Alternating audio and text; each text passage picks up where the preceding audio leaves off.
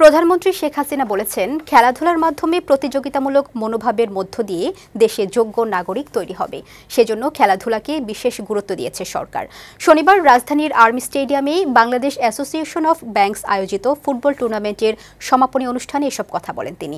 সবার সহযোগিতায় অর্থনৈতিক উন্নয়নের পাশাপাশি আন্তর্জাতিক পর্যায়ে বাংলাদেশের ক্রীড়াবিদরা সাফল্য বয়ে আনবে বলেও আশা প্রকাশ করেন শেখ হাসিনা। পার্থ রহমানের প্রতিবেদন। দ্বিতীয়বারের মতো শেখ হাসিনা আন্তঃব্যাংক ফুটবল টুর্নামেন্টের আয়োজন করে বাংলাদেশ অ্যাসোসিয়েশন অব ব্যাংকস। শনিবার রাজধানীর আর্মি স্টেডিয়ামে আয়োজিত সমাপনী অনুষ্ঠানে যোগ দেন প্রধানমন্ত্রী শেখ হাসিনা। স্টেডিয়ামে কিছু সময় ফাইনাল খেলা দেখেন প্রধানমন্ত্রী। খেলায় ইসলামী ব্যাংক 2-0 গোলে স্ট্যান্ডার্ড ব্যাংককে পরাজিত করে চ্যাম্পিয়ন হয়।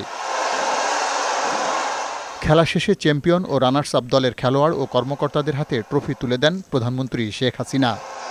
পরে প্রধানমন্ত্রী বলেন, শিল্প সাহিত্য চর্চা ও খেলাধুলা যোগ্য নাগরিক ও সমাজ গঠনে গুরুত্বপূর্ণ ভূমিকা রাখে। এই যে প্রতিযোগিতামূলক মনোভাব গড়ে উঠবে, নিজেকে আরও উন্নত করবার একটা চেতনা জাগ্রত হবে।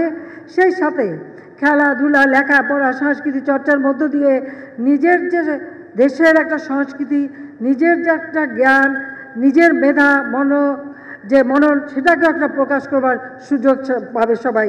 সেজন্যই খেলার উপরে আমরা বেশি গুরুত্ব দিই। তিনি বলেন, সরকারের নেওয়া নানা পদক্ষেপের কারণে ছেলেদের পাশাপাশি মেয়েরাও ক্রীড়াক্ষেত্রে সফলতা বয়ে আনছে। এই ধারাবাহিকতায় আগামীতে বড় পরিসরেও বাংলাদেশের ক্রীড়াবিদরা সাফল্য বয়ে আনবে। সারা বাংলাদেশে Bangamata football gold cup tournament এবং বঙ্গবন্ধু শেখ মুজিব ফুটবল টুর্নামেন্ট ছেলেদের এবং মেয়েদের এই প্রতিযোগিতা হচ্ছে। সেখান থেকেই ধীরে ধীরে আজকে খেলোয়াড় উঠে আসছে এবং তারা শুধু দেশ না, দেশের মাটি পার হয়ে আন্তর্জাতিক পর্যায়েও বাংলাদেশের জন্য মর্যাদা বয়ে নিয়ে আসছে। অর্থাৎ এই যে বাংলাদেশকে খেলাধুলার মাধ্যমে বিশ্বের কাছে তুলে ধরা, এটাও করছে। সব ক্ষেত্রে বাংলাদেশের উন্নয়ন অগ্রযাত্রা অব্যাহত রাখতে সবার সহায়তা কামনা করেন প্রধানমন্ত্রী শেখ হাসিনা। বিশ্ব দরবারে এগিয়ে যাবে।